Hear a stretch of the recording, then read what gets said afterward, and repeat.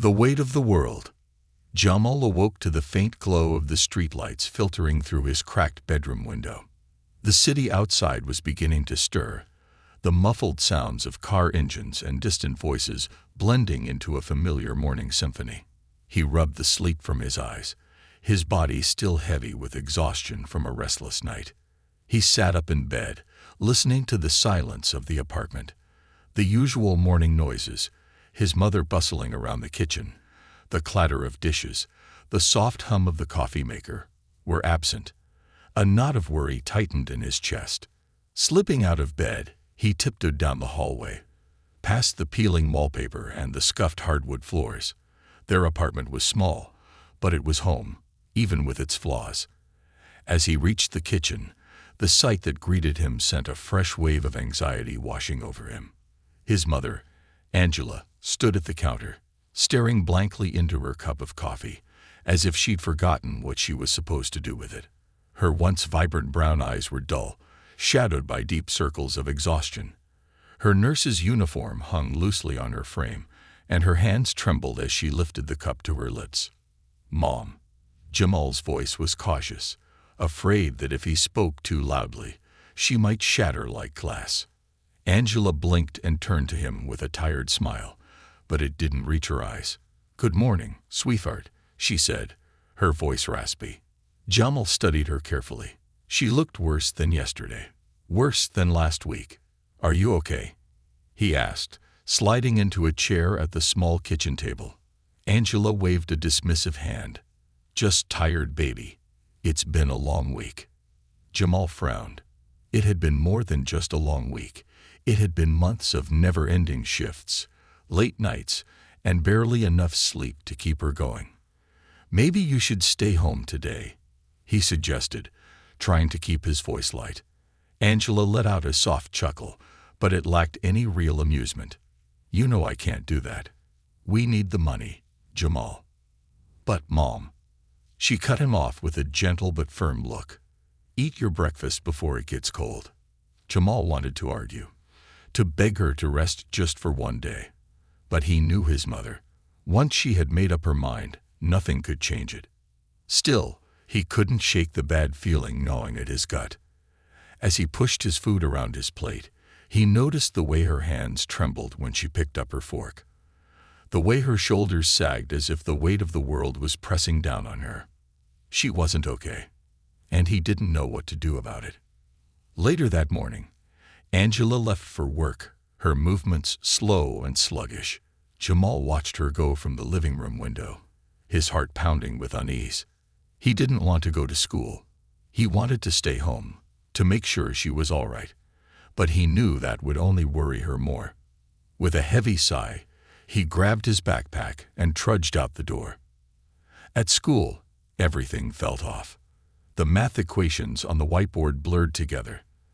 The teacher's voice was a distant hum. His friend's laughter felt hollow. He couldn't stop thinking about his mom. What if she fainted at work? What if she got too tired to drive home? What if? He squeezed his eyes shut, willing the thoughts away. But they refused to leave. By lunchtime, his worry had turned into panic. He sat at the cafeteria table, barely touching his food. His best friend, Marcus, nudged his shoulder. "Hey, man, you okay?" Jamal hesitated, then sighed. "It's my mom." Marcus frowned. "What's wrong?"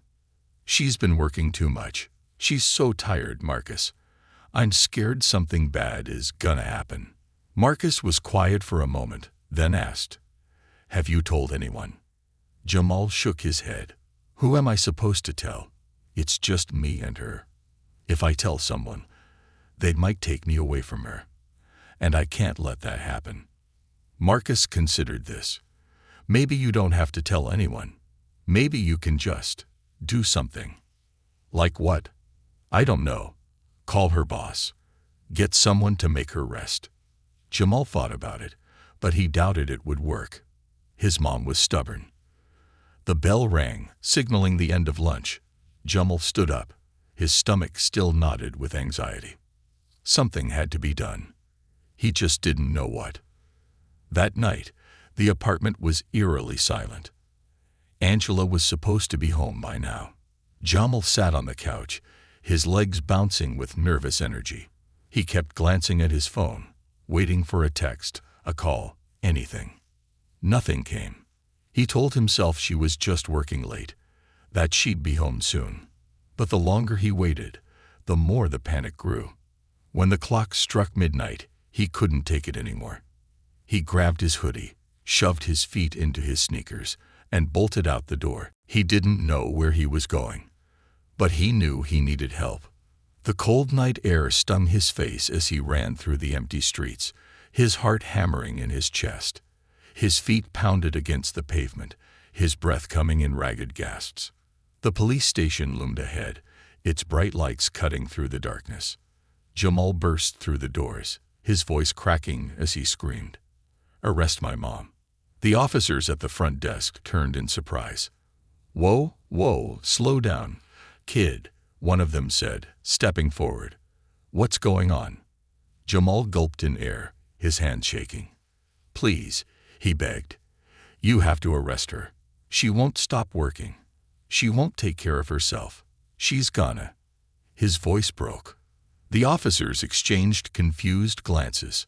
"All right, son," the first officer said gently. "Why don't you start from the beginning?" Jamal clenched his fists, his eyes burning with unchecked tears. He would make them listen. Because this wasn't just about his mom anymore. This was about saving her life. The breaking point.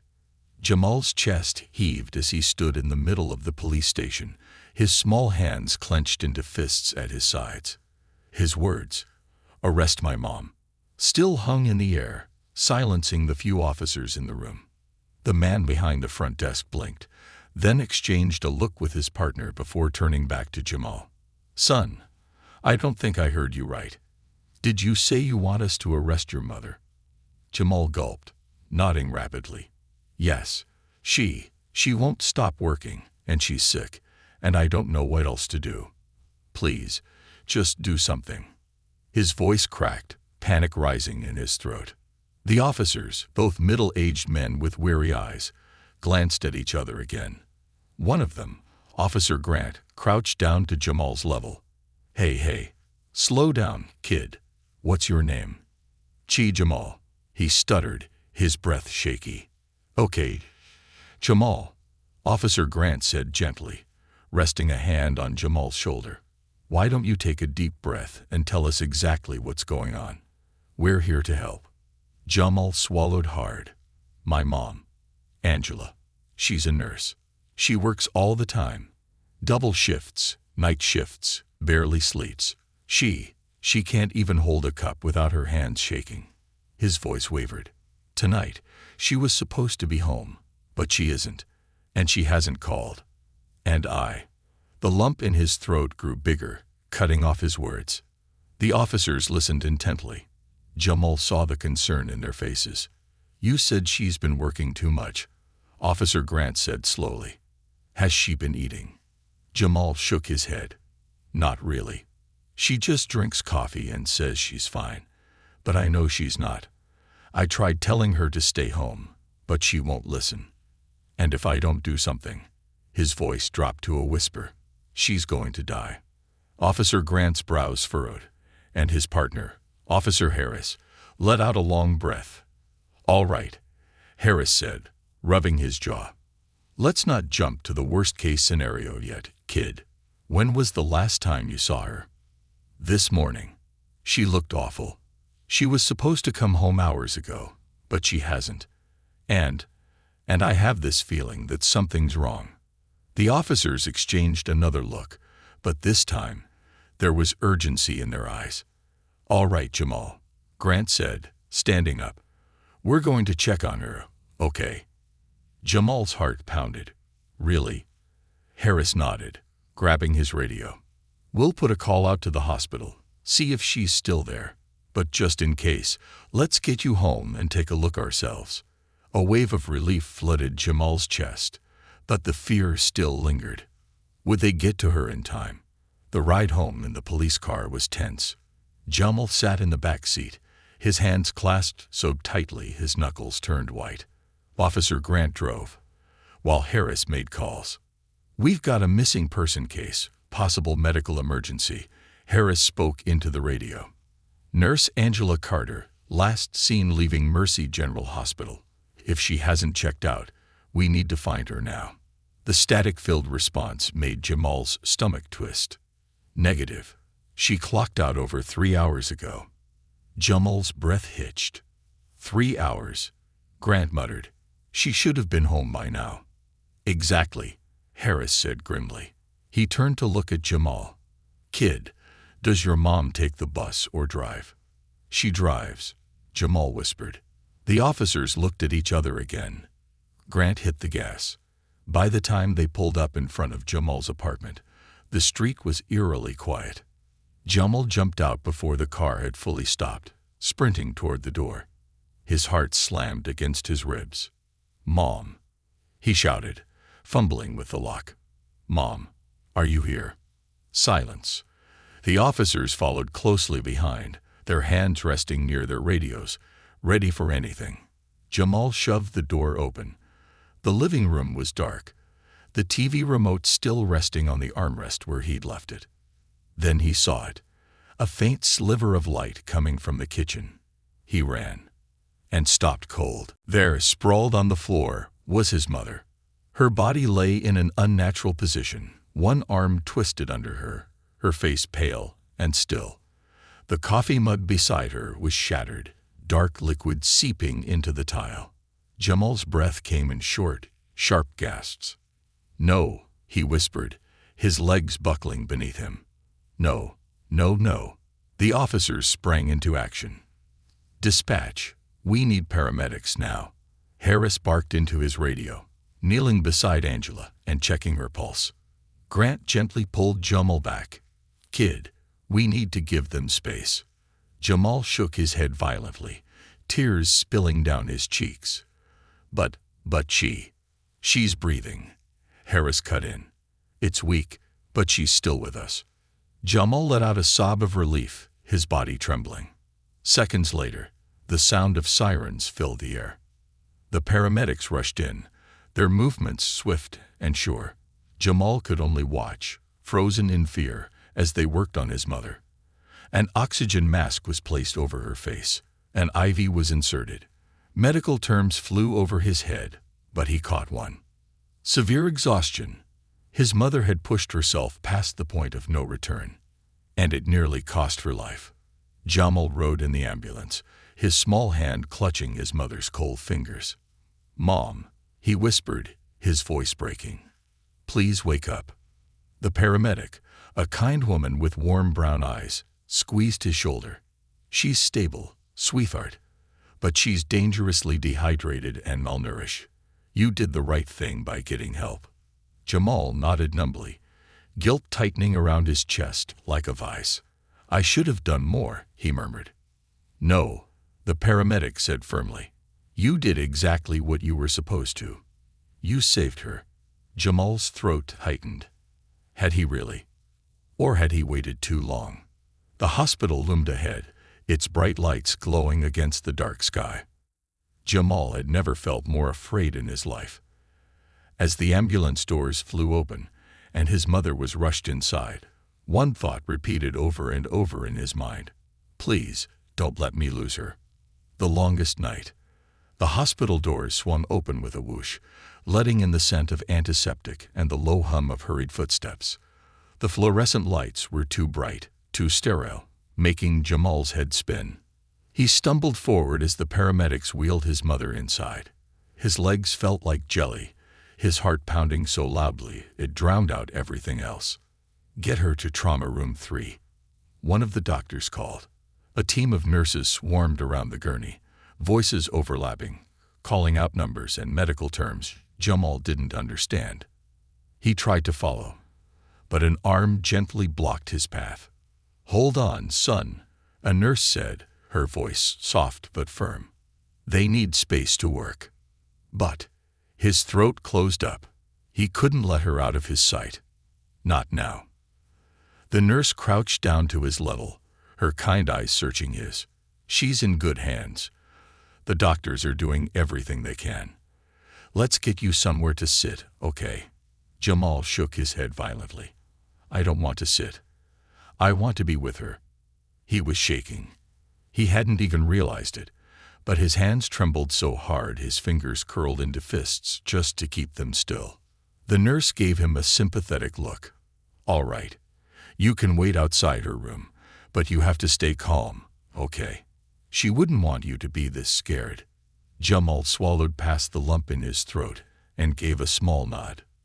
The waiting felt like eternity. Jamal sat in a hard plastic chair outside the trauma room, his knees pulled up to his chest. His mind raced with every terrible possibility. What if she didn't wake up? What if she had pushed herself too hard for too long? What if? No. He squeezed his eyes shut. He couldn't think like that. He had to believe she would be okay. But deep down, a dark thought whispered, what if it was already too late? Time slipped by, but Jamal wasn't sure how much. At some point, the officers from earlier, Grant and Harris, arrived.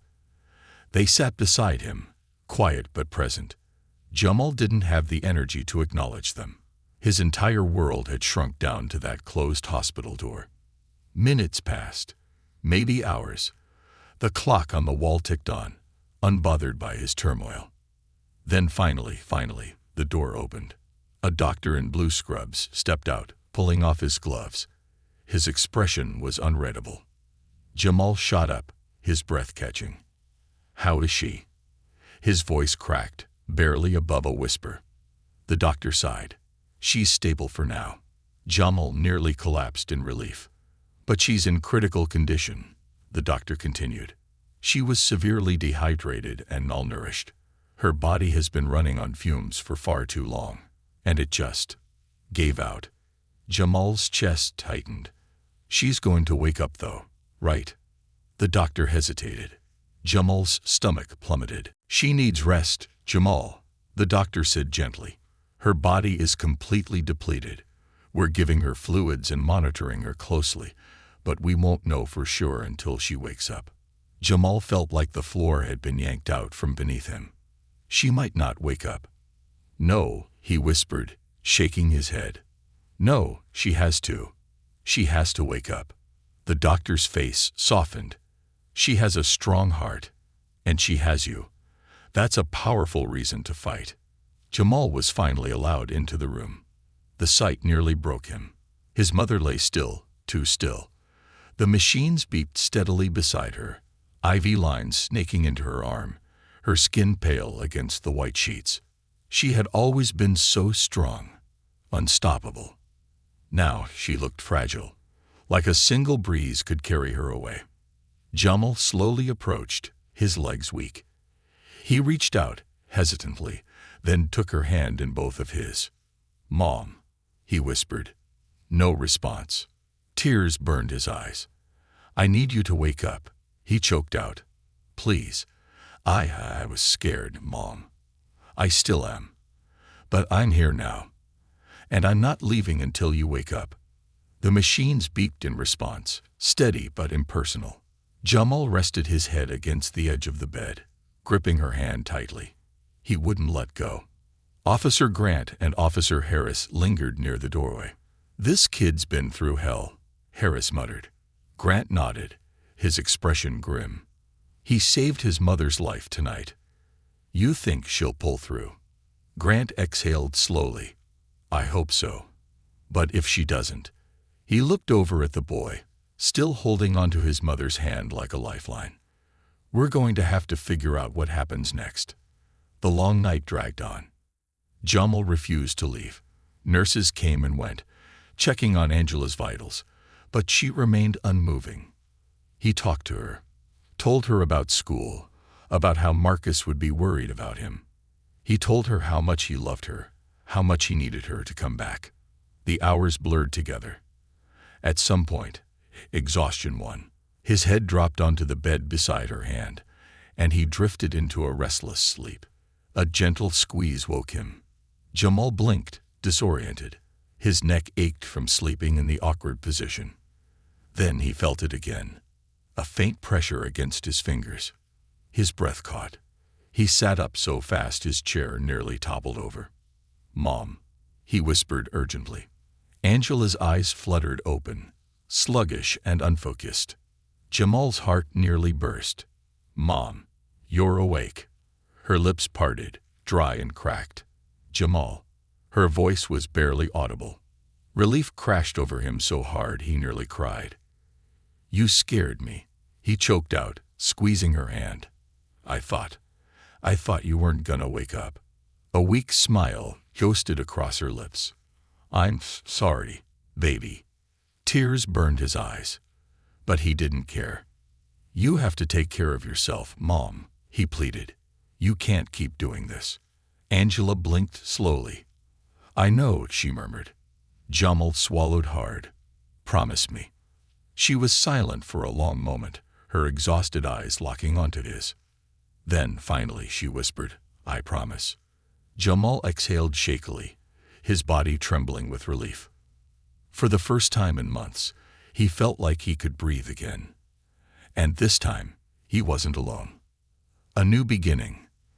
The steady beeping of the heart monitor filled the hospital room, a rhythmic reminder that Angela was still with him. Jamal sat at her bedside, his hands still wrapped tightly around hers, unwilling to let go. The relief that had flooded him when she first opened her eyes had not yet settled. Angela was awake, but she was weak. Her breathing was shallow, her eyelids heavy as if even staying conscious was a battle. Jamal could see the exhaustion etched into her face, deeper than he had ever noticed before. She was alive, but she wasn't okay. And for the first time, Jamal fully understood just how close he had come to losing her. A doctor's warning. A few hours later, a doctor came in, holding a clipboard, his face unreadable. Jamal sat up straighter, his heart hammering in his chest as the doctor checked Angela's vitals. "She's lucky," the doctor finally said, glancing at Jamal. "If you hadn't gotten help when you did, her body might have shut down completely." Jamal swallowed hard, gripping the sides of his chair. "She's going to be okay, right?" The doctor sighed. "That depends." He looked at Angela, his expression firm. "Your body didn't just collapse from exhaustion, Miss Carter.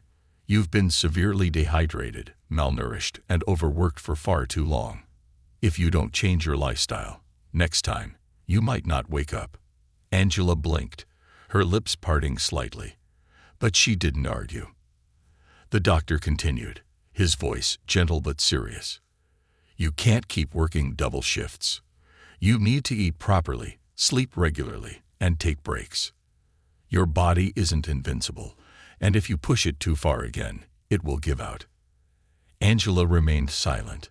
Jamal's chest tightened.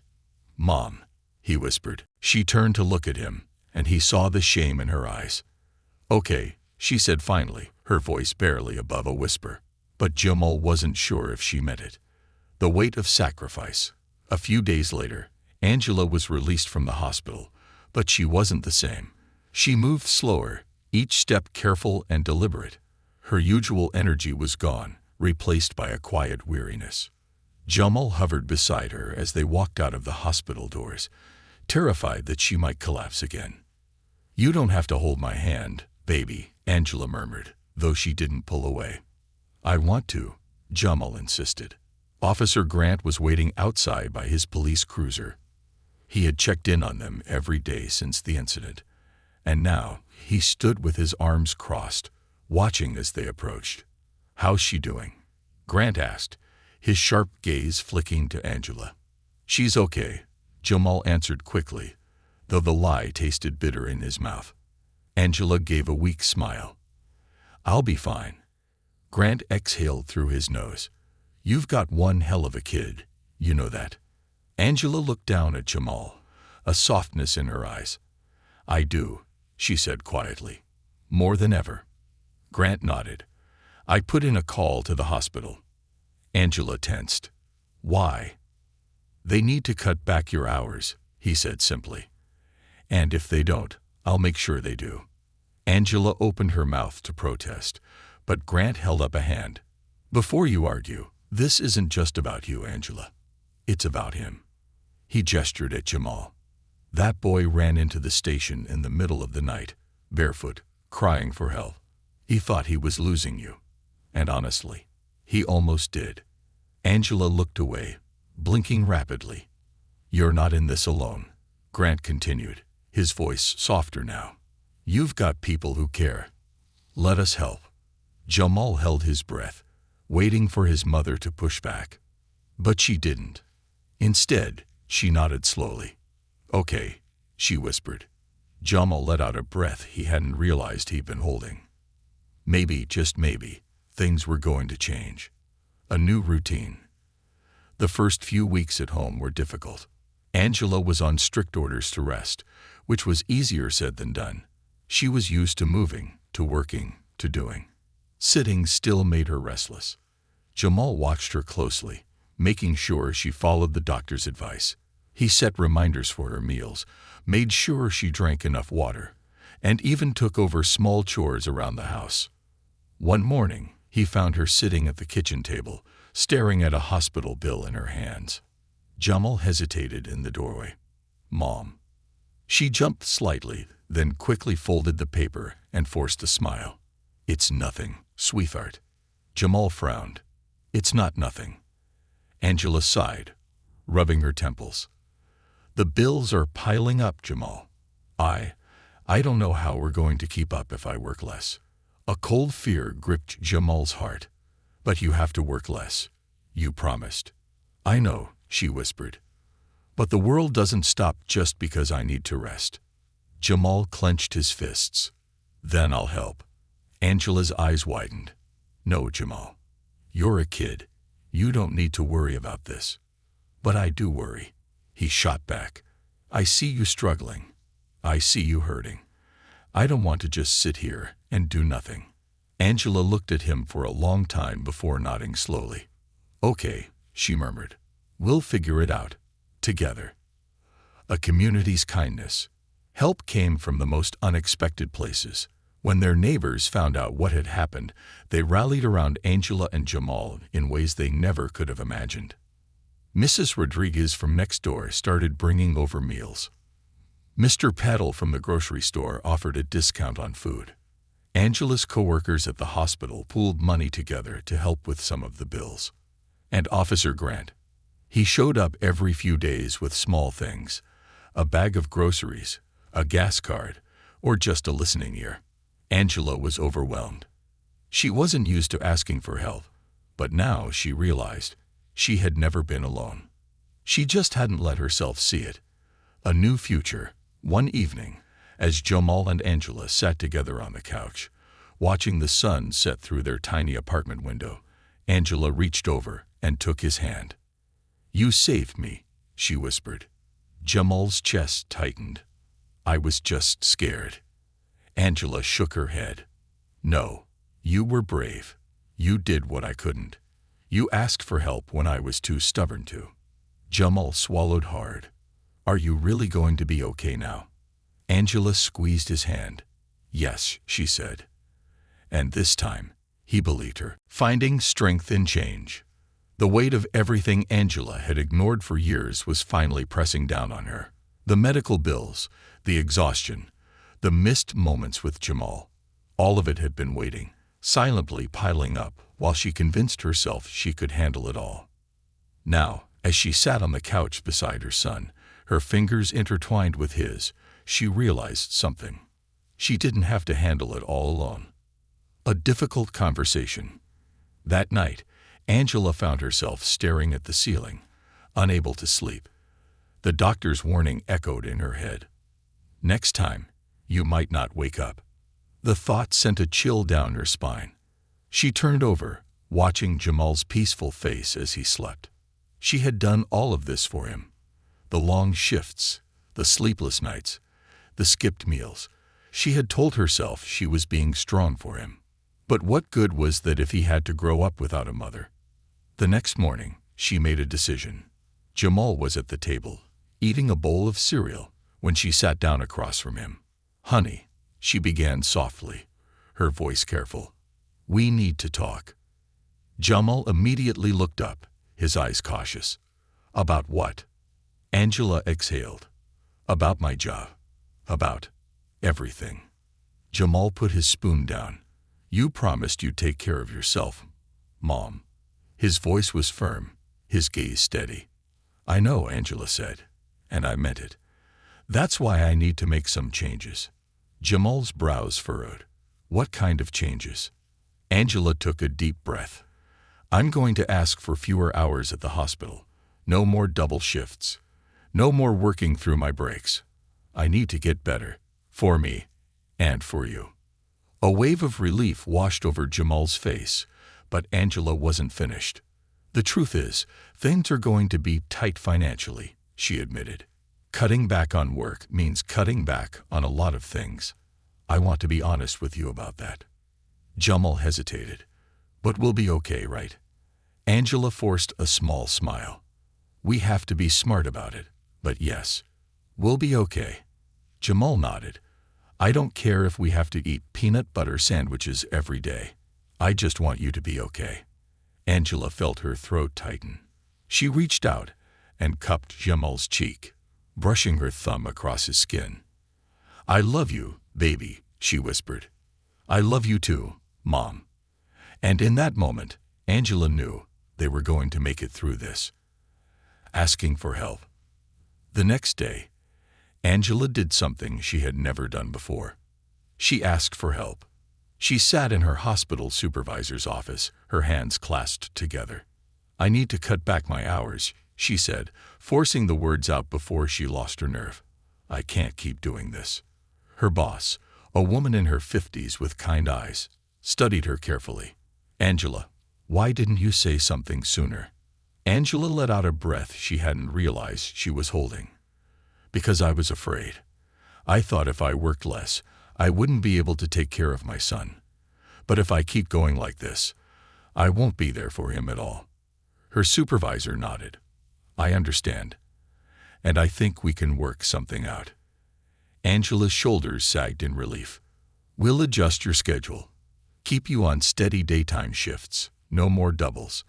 And if you ever feel like it's too much, talk to us, Angela. You don't have to prove anything. For the first time in a long time, Angela felt like she could breathe.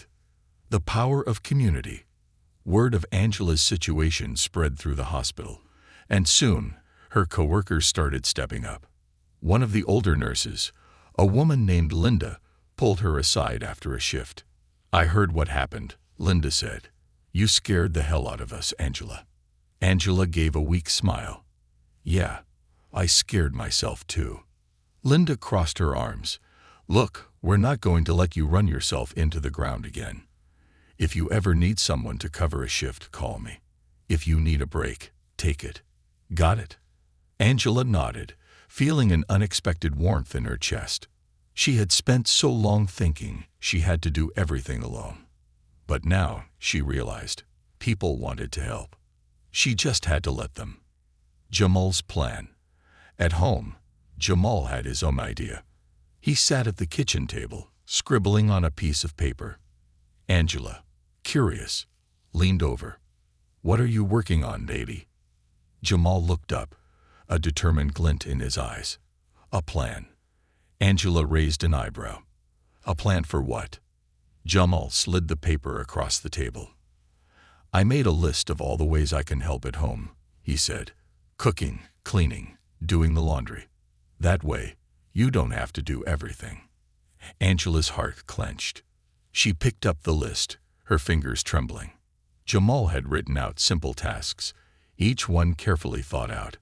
Things he could handle on his own. Jamal. She swallowed past the lump in her throat. You don't have to do all this. I want to, he insisted. You've taken care of me my whole life. Let me help take care of you now. Angela stared at him, then reached across the table and pulled him into a hug. She had been so focused on protecting Jamal that she hadn't realized something. He was protecting her too. A promise for the future. The days that followed were filled with change. Angela kept her promise. She rested, she ate properly, and she set boundaries at work. Jamal stuck to his list, helping in every way he could. Their home became a place of balance, not just survival. One evening, as they sat together on the couch, watching a movie, Jamal leaned against his mother's shoulder. "You're really okay now, right?" he asked. Angela wrapped an arm around him, pressing a kiss to his forehead. "I am," she murmured.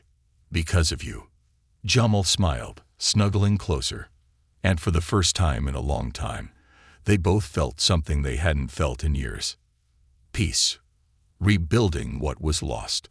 The morning sun cast a warm glow through the apartment windows, illuminating the quiet space that had once been filled with the frantic energy of a household always on the edge of collapse.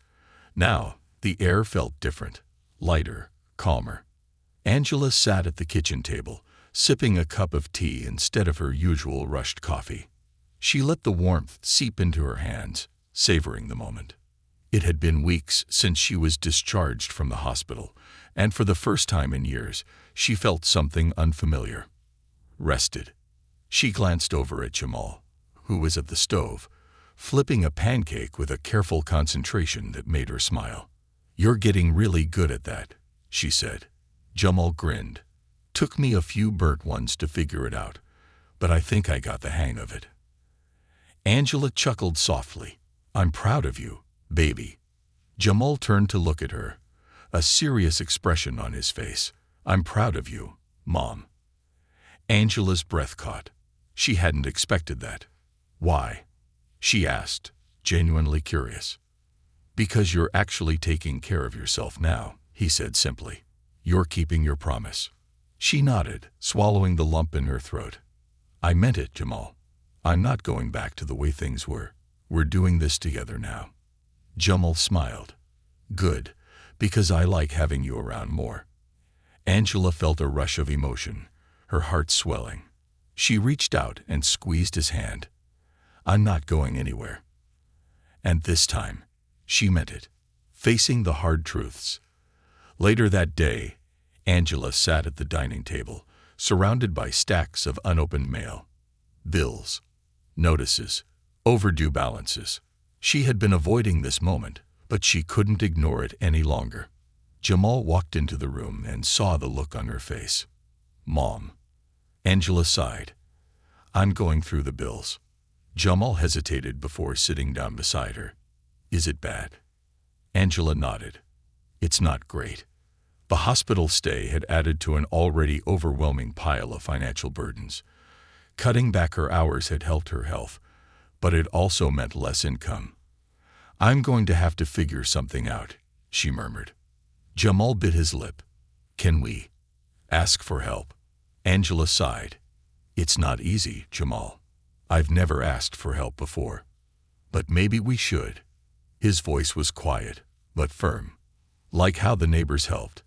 Like how the officers helped. Maybe there's something out there for people like us." Angela looked at him, truly looked at him, and realized something. Her son wasn't a little boy anymore. He was growing up, seeing the world for what it was. And he was right. They needed help. Finding support. The next day, Angela swallowed her pride and started making calls. She spoke to a financial counselor at the hospital who helped her set up a manageable payment plan for her medical bills. She applied for a government program that helped working single parents with financial assistance. She found a local food pantry that provided fresh groceries for struggling families. And for the first time, she felt something she hadn't in a long time. Hope. When she told Jamal about the changes, he hugged her tight. "I told you, Mom," he said. "We're not alone." Angela smiled. "No, baby. We never were. A community that cares." Word spread through the neighborhood about what Angela and Jamal had been through. And once again, their community came together. Mrs. Rodriguez continued bringing over meals twice a week. Mr. Patel offered Angela a part-time job at his grocery store for extra income. Officer Grant and Officer Harris stopped by regularly, making sure they were okay. Even Jamal's school counselor reached out, offering resources and support. Angela had spent so long believing she had to do everything on her own. But now she realized the truth. People wanted to help. She just had to let them. Jamal's big idea. One evening, Jamal sat on the floor of the living room, scribbling on a notepad. Angela looked up from her book. "What are you working on, honey?" Jamal glanced up, excitement flashing in his eyes. "An idea." Angela raised an eyebrow. "For what?" "For a program," he said, "to help kids who have parents that work too much. A place where they can talk about it, get help, and learn what to do if they're worried." Angela's heart swelled with pride. "That's amazing, Jamal." Jamal shrugged. "I just don't want other kids to feel the way I did. Scared. Alone." Angela nodded. "Neither do I." She reached for her phone and made a call. The next week, Jamal met with his school counselor and a group of students with similar experiences. Together, they started what would later be called the Helping Hands program, a support group for kids with overworked or struggling parents. Jamal spoke at the first meeting, sharing his story. And for the first time, he realized he wasn't alone. Neither were they. Angela's new mission. Inspired by her son's determination, Angela decided she wanted to do more. She started volunteering at the community center, speaking at workshops about self-care and work-life balance. She shared her own story, warning others about the dangers of burnout. She helped other parents who were struggling, just like she had been.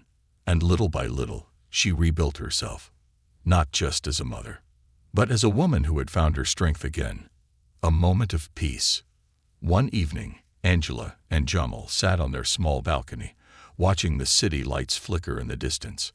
Angela sighed, stretching her legs out. "It feels good to just be here." Jamal leaned his head against her shoulder. "Yeah, it does." For the first time in a long time, there was no fear in the air. No exhaustion. No uncertainty.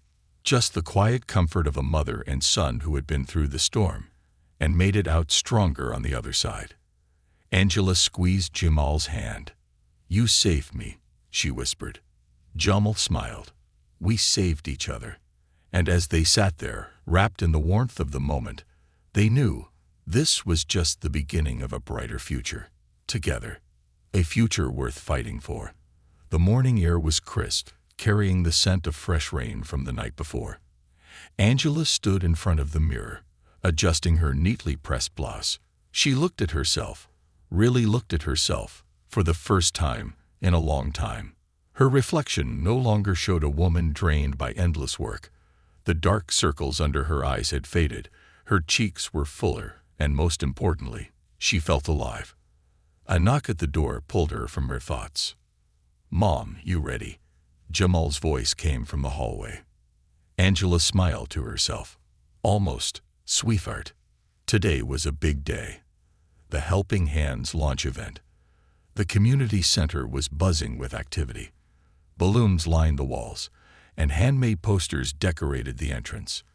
Tables were set up with snacks, informational pamphlets, and donation boxes. At the front of the room, a banner read, "The Helping Hands program, building a stronger future together." Jamal stood near the refreshment table, adjusting the name tags he had prepared for the attendees.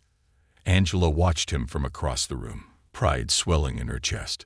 A few months ago, she had nearly lost everything: her health, her son, and the life she had worked so hard to build. But now, things were different. They had turned their struggle into something meaningful. People started filing into the community center, parents and children alike. Some wore tired expressions, the same exhaustion Angela had once carried. Others looked uncertain, as if stepping into a space like this was foreign to them. Angela recognized the signs immediately. These were people who needed help but didn't know how to ask for it. Just like she had once been. Officer Grant and Officer Harris arrived, greeting families as they walked in. Marcus, Jamal's best friend, stood near the entrance, handing out flyers with a grin. Jamal noticed his mother watching him and gave her a thumbs up. Angela took a deep breath. This was it. She stepped up to the front of the room, cleared her throat, and began. A speech that changed everything. "Thank you all for coming," Angela started, her voice steady but warm. "A few months ago, I thought I had to do everything alone. I believed that working harder, sacrificing more, and pushing through exhaustion was the only way to survive. She paused, scanning the faces in the audience. I was wrong. A ripple of quiet murmurs spread through the crowd. Angela continued, her voice thick with emotion. I nearly lost my life because I refused to slow down. I thought I was protecting my son by working myself to the bone. But the truth is, I was hurting him just as much as I was hurting myself. Jamal met her eyes from across the room, and she gave him a small, grateful smile before turning back to the audience. No one should have to go through what we did. No child should have to carry the fear that their parent might not come home one day because of exhaustion. No parent should feel like they have to do everything alone. She gestured to the banner behind her. That's why we created the Helping Hands program. This is a space where families can support each other, where kids can talk about their worries, where parents can learn that asking for help is not weakness, it's strength. The audience sat in stunned silence, absorbing her words. Then, slowly, applause began. And it grew. And grew. Until the entire room was filled with the sound of people clapping, not just for Angela, but for the idea that had been born from her struggle. She looked at Jamal again, and this time, he was grinning. They had done it. A new normal. The days that followed were filled with meetings, planning sessions, and growing momentum. The Helping Hands program became more than just an idea.